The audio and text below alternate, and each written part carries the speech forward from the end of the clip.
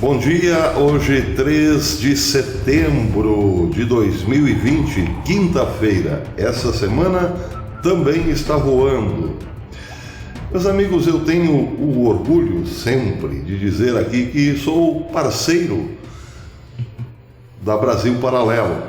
Sim, isso me orgulha muito, porque a Brasil Paralelo tem feito a diferença.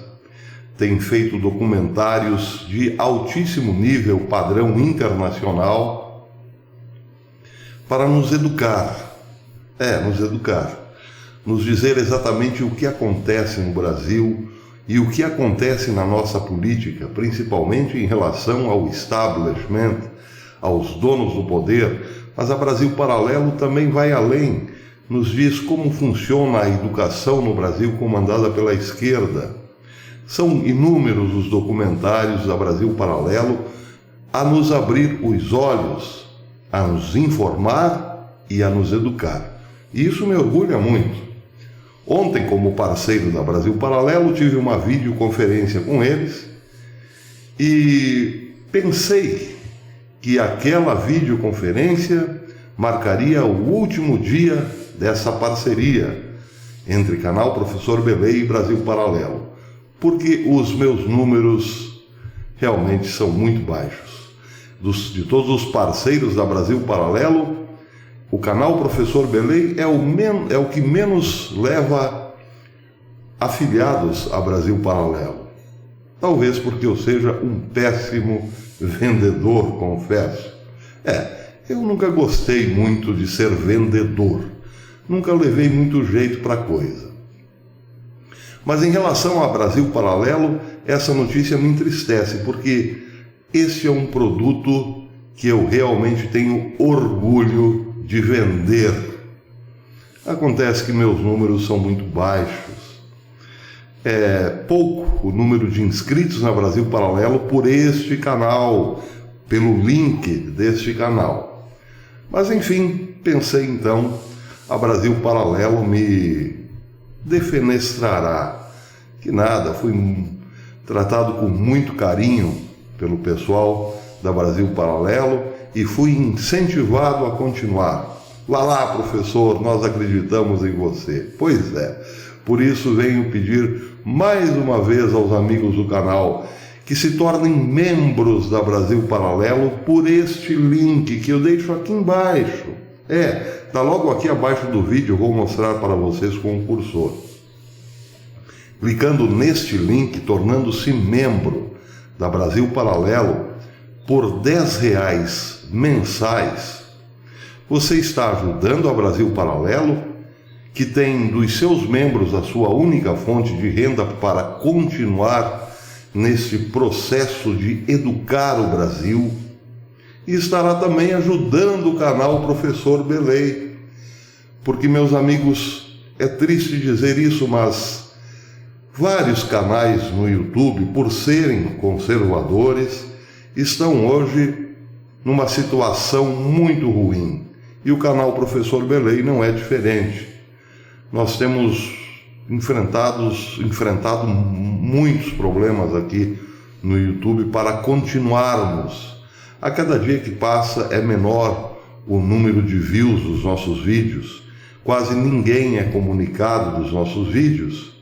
E, pasmem, nós estamos já há muito tempo sem crescimento no número de inscritos. É uma forma sutil de censura. Certos canais foram proibidos de crescer, mas foram autorizados a decrescerem, a diminuírem, como é o caso do canal Professor Belay. Por isso eu faço esse apelo aos amigos. Se vocês gostam deste canal, ajudem esse canal a se manter. Nós temos também outras formas de ajuda, como depósito em conta bancária, também deixo aqui na descrição, e a membresia. Você também pode tornar-se membro do canal Professor Belay. Existem 3 planos para ajudar o canal como membro.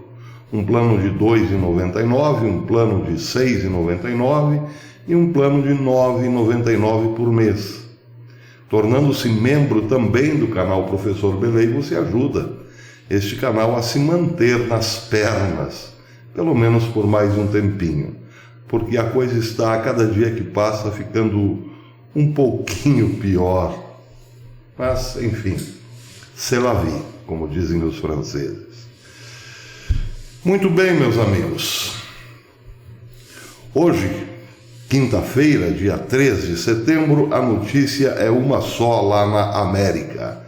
Donald Trump disse que cortará a verba orçamentária para cidades sem lei. A matéria, estampada hoje em várias mídias americanas, diz que o presidente Donald Trump ordenou ao seu governo que reveja e restrinja do orçamento as verbas destinadas aos estados em cujas cidades, diz Trump, impera anarquia, violência e destruição, ou em cidades onde anarquia, violência e destruição não são combatidas. Por meio de um comunicado divulgado pela Casa Branca, o presidente dos Estados Unidos enfatizou ontem que não permitirá que dólares de impostos federais financiem cidades que estão se deteriorando por falta de lei.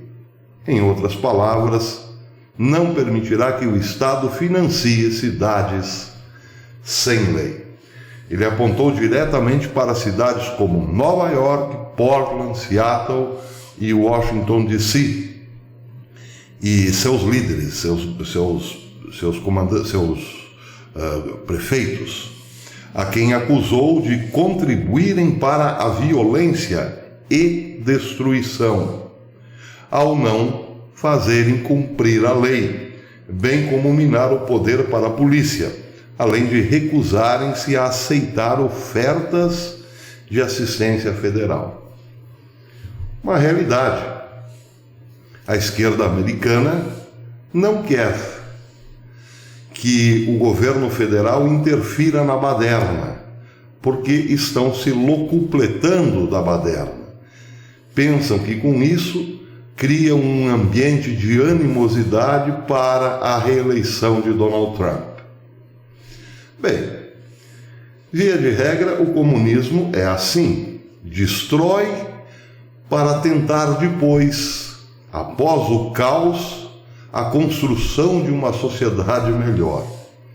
É uma dialética negativa. Mas, via de regra, ficam apenas no estágio da destruição e depois do controle absoluto da miséria. É isso que acontece. A história está aí para registrar. Sempre onde a esquerda levou adiante o seu plano de melhorar o mundo, as coisas só pioraram. E tem acontecido assim nos Estados Unidos. Agora, esta decisão de Donald Trump de fechar a torneira dos dólares que financiam as cidades de esquerda e os estados de esquerda, bem, essa atingiu como uma estaca o coração do vampiro. Pois é, porque os comunistas não sabem viver sem a contribuição dos capitalistas. É impossível. Vejam, por exemplo, o caso mais notório, o caso de Cuba.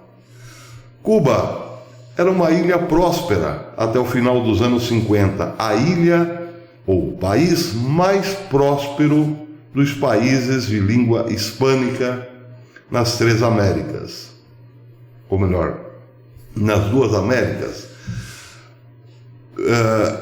O México, na América do Norte, sempre teve uma condição um pouco diferente por ser vizinho dos Estados Unidos, mas do México para baixo, Cuba tinha um padrão de vida altíssimo, comparado com o da Venezuela, que também tinha um alto padrão. Aliás, o maior padrão era o da Venezuela. O maior PIB entre as duas Américas, as Américas espanholas, era o venezuelano e logo em seguida o cubano. Havia muito investimento americano em Cuba. Cuba era, sim, uma ilha próspera economicamente, mas também fértil culturalmente e forte na educação. Mas isso durou até a Revolução Comunista, liderada por Fidel Castro. Esta ilha de prosperidade chegou apenas ao final dos anos 50 e dos anos 60 em diante, tornou-se o que nós conhecemos hoje. Ficou parada no tempo. Basta olharmos para as ruas, a arquitetura e os carros de Cuba ainda hoje. Os comunistas lá em Cuba não fizeram nada de bom para o povo, apenas engordaram as contas bancárias de uns poucos, como a família Castro, que é uma das famílias mais ricas do mundo, assentada sobre um dos povos mais pobres do mundo. Então, você deve estar se perguntando como um povo miserável pode criar uma casta bilionária. Pois é esse o X da questão, porque alguém sempre financia. O caso de Cuba é especial porque fizeram de Cuba uma espécie de vitrine do comunismo. Um lugar pequeno capaz de ser apresentado ao mundo como o lugar onde o comunismo deu certo. Deu certo porque a antiga União Soviética financiava a aventura dos Castro em Cuba. E Cuba, com esse financiamento, atraiu a atenção de artistas, escritores, cineastas, que de quando em quando frequentavam a ilha para saborear as delícias do comunismo, onde o comunismo deu certo. Deu certo até o dinheiro acabar. E quando o Muro de Berlim veio abaixo e desmantelou-se a antiga União Soviética, acabaram os financiamentos. A ilha dos irmãos Castro teve que buscar recursos em outros lugares para manter-se de pé.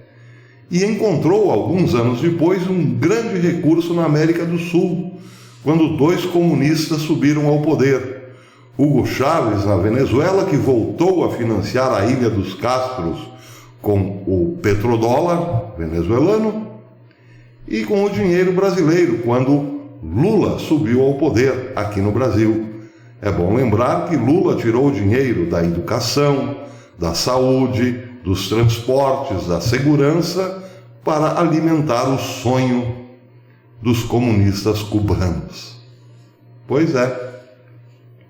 Enquanto há dinheiro, enquanto alguém trabalha e financia a La Revolución, a coisa anda para poucos. É assim que um povo miserável tem sobre si uma casta bilhardária. E artistas para defender esse modelo nunca faltaram, nem aqui, nem nos Estados Unidos. Hollywood, por exemplo, adora um regime comunista. Pois é, meus amigos, Donald Trump parece que entendeu, e não é de hoje, que para enfrentar uma das formas mais eficientes de enfrentar a esquerda, com os seus projetos utópicos e mirabolantes, é cortar-lhe a renda. E o que fez Trump foi exatamente isso. Cidades sem lei, onde impera a baderna, a violência, não receberão verbas do governo daqui para frente. Mas a reação já veio, e veio da forma mais peculiar aos esquerdistas. O governador de Nova York, por exemplo, Andrew Cuomo, já mandou dizer que Trump não poderá ir a Nova York se não tiver um exército. A matéria saiu no The Post, no New York Post, e diz o seguinte: o governador de Nova York, Andrew Cuomo, ameaçou ontem, quarta-feira, a segurança do presidente Trump se ele retornar à cidade de Nova York. Ele convocou uma coletiva de imprensa de emergência para dizer exatamente isso, que o aumento da taxa de homicídios em Nova York e o esvaziamento do departamento de polícia é por conta da política de Donald Trump.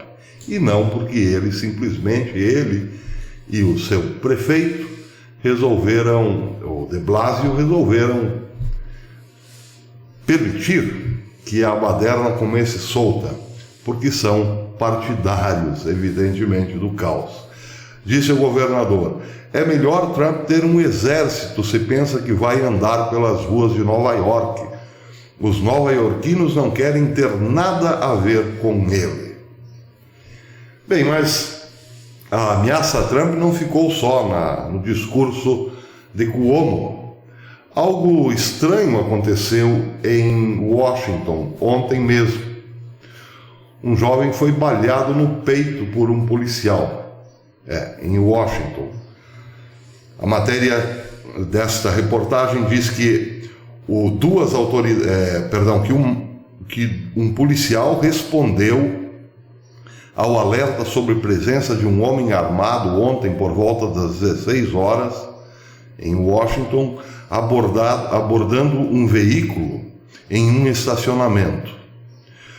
Os policiais foram até o local e lá aconteceu o disparo. O policial matou um afro-americano de 18 anos com uma bala no peito.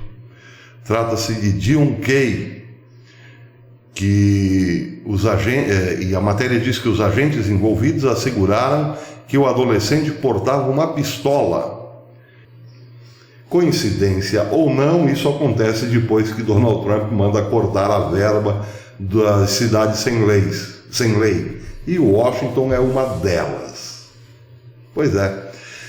Vejam que interessante, toda vez que se quer aumentar a baderna, mata-se um negro. Ou melhor, a polícia mata um negro.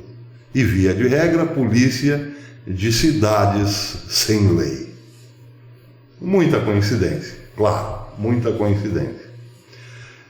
Parece que é fácil hoje criar o caos na América. Parece não, tem sido fácil. Basta matar um negro. Mas quem tem feito isso?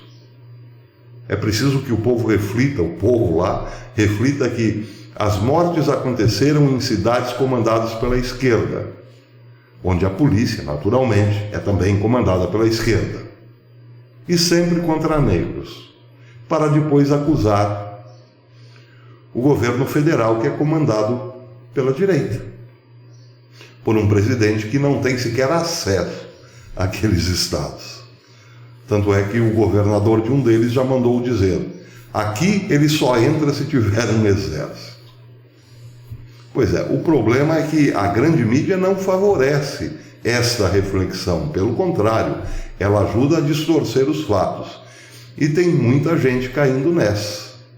Toda vez que um negro morre pelas mãos de uma cidade ou de um departamento de polícia da esquerda, o culpado é o da direita. As coisas só se complicam, meus amigos, e se complicarão ainda mais até o 3 de novembro. Até depois.